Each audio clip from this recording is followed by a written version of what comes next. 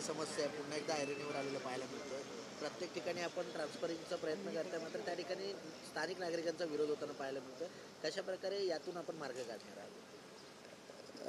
मी थोडं मान्य करतो की स्थानिक नागरिकांचा विरोध होतोय, पण आज इथे स्थानिक नागरिकांनी विरोध केलेला नाही आहे, ही गोष्ट आधी क्लिअर करतो. कारण की जरी त्यांनी त्यांचं मत आमच्यासमोर ठेवला आणि ते करत असताना त्यांनी आम्हाला एक पर्याय पण दिला आहे. शेवटी ते स्थानिक ग्रामस्थ आहेत आणि त्यांनी आम्हाला एक पर्याय दिला. उलट मी महापालिकेच्या वतीने प्रथम मी त्यांचे आभार मान्य करतो. परंतु आज कसं आहे की आज घंटागाड्या भरलेल्या आहेत आणि जर ह्या गाड्या जर मी आज ह्यांचा कचरा जर मी ट्रान्सफर नाही केला आणि अतकोलीला मी गाड्या नाही पाठवल्या तर उद्या कचरा उचलण्याची समस्या असेल, ही पण मी त्यांच्यासमोर ठेवली आणि आमच्या शब्दाला पण त्यांनी मान दिलेला आहे. आणि ते म्हणाले, साहेब आज तुम्ही ट्रान्सफर स्टेशन म्हणून या जागेचा वापर करा. त्यांनी आम्हाला एक पर्याय जागा दाखवलेली आहे, ती लगेच मी त्यांच्यासोबत मी आता ती जागा पण बघून घेतो आणि आपण नक्कीच काहीतरी सोल्युशन काढू. शेवटी एक समजून घ्या, घनकचरा व्यवस्थापन हे नागरिकांना विश्वासात घेऊनच महापालिका हे काम करू शकते.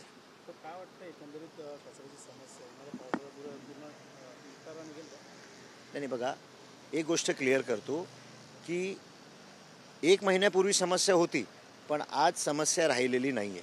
कारण की घनकचरा व्यवस्थापनमध्ये जो शेवटचे जे 2 टप्पे असतात, म्हणजे एक सेकंडरी ट्रान्सपोर्टेशन आणि शेवटचा टप्पा म्हणजे कचऱ्यावर विल्हेवाट लावण्यासाठी, तर राज्य शासनाने ठाणे महानगरपालिकेला मौजे अतकोलीला जागा दिलेली आहे आणि अतकोलीला एकदम शास्त्रोक्त पद्धतीने घनकचऱ्याची विल्हेवाट लावण्यात येत आहे. मुद्दा आहे फक्त सेकंडरी ट्रान्सपोर्टेशनचा, म्हणजे घंटागाड्यांच्या माध्यमातून जो कचरा प्राथमिक संकलित होतो तो मोठ्या डंपरमध्ये ट्रान्सफर करण्यासाठी. तर त्याच्यासाठी महापालिकेने ट्रान्सफर स्टेशन उभारलेले आहेत. त्यासोबत कशेळीचा पण हा ट्रान्सफर स्टेशन होता. तथापि आज स्थानिक इथे आलेले आहेत, त्यांनी आम्हाला विनंती केलेली आहे. कोणी काही भांडत नाही आहे, कोणी काही विरोध करत नाही आहे. त्यांनी आम्हाला विनंती केली, सॉरी तर बाळकुमला हा जो ट्रान्सफर स्टेशन आहे तो हटवा अशी त्यांनी आम्हाला विनंती केली आहे. मी त्यांना विचारलं की तुम्ही पर्याय जागा दाखवा. शेवटी ते स्थानिक ग्रामस्थ आहेत, त्यांनी मला काही 2-3 जागा सुचवलेल्या आहेत, ते मी बघतो. परंतु ते करत असताना हा ट्रान्सफर स्टेशन आपण बंद केलेलं नाही आहे, आपण बघता आहे. आणि आज जो घंटागाडीमधून जो कचरा संकलित झालेला आहे तो आयवामध्ये ट्रान्सफर होऊन तो अतकोलीला जाईल.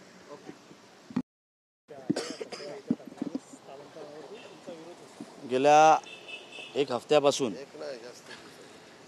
आमचा बाळकुमचा जो विसर्जन घाट आहे, जो आम्हाला ठाणे महानगरपालिकेच्याच माध्यमातून लाभलेला आहे, त्या ठिकाणी आम्हाला काल असं निदर्शनास आलं की इथे कचऱ्याची डंपिंग होते किंवा आता साहेबांच्या म्हणण्याप्रमाणे सेकंडरी पार्ट त्यांनी हा केलेला आहे.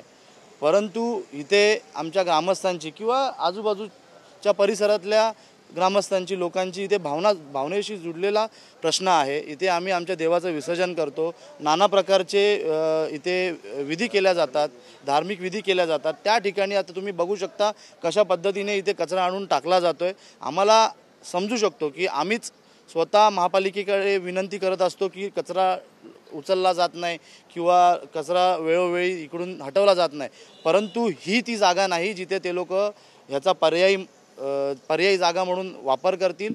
त्यामुळे कालही विरोध केल्यानंतर आजही त्यांनी डम्पिंगसारखं इथे सगळं कचरा आणून टाकलेला आहे. त्यामुळे आजसुद्धा आम्ही यांचं काम थांबवलं आणि त्यानंतर आपले जे उपायुक्त आहेत मनीष जोशी साहेब आज या ठिकाणी स्वतः पाहणी करण्यासाठी आले. आमची त्यांच्याशी चर्चा झाली आणि आम्ही त्यांना बरेचसे पर्यायी जागा आम्ही दाखवलेल्या आहेत. आता आम्ही त्यांच्या समवेत त्या ठिकाणी जातच आहोत. मला एकच म्हणायचं आहे की 1984 पासून ठाणे महानगरपालिका आहे आणि त्या वेळेपासून आमच्या बाळकुम गावाला एक हाती सत्ता, एक हाती नगरसेवक पद असल्यामुळे हा बाळकुम गाव किंवा प्रभाग क्रमांक 8 जो आहे बाळकुम, ढोकाळी, कोलशेत आणि माजिवडा या ठिकाणाच्या कचऱ्याचा विषय हा खूप पूर्वीपासून सोडवला गेला पाहिजे होता. परंतु इथे फक्त लूटमार चालू आहे. स्वतःच्या कार्यक्रमांसाठी हातगाड्या, इथे दुसऱ्या लोकांकडून पैसे जमा केले जातात, बिल्डरांकडून पैसे जमा केले जातात, परंतु घनकचरा असेल, गटारा असतील, बाथरूम असतील, या गोष्टींकडे आवर्जून लक्ष दिलं जात नाही. याच्यावरती मी ठाणे महानगरपालिकेला विनंती करतो, आमच्या बाळकुम गावाकडे महानगरपालिकेने लवकरात लवकर चांगल्या पद्धतीने लक्ष द्यावं. धन्यवाद.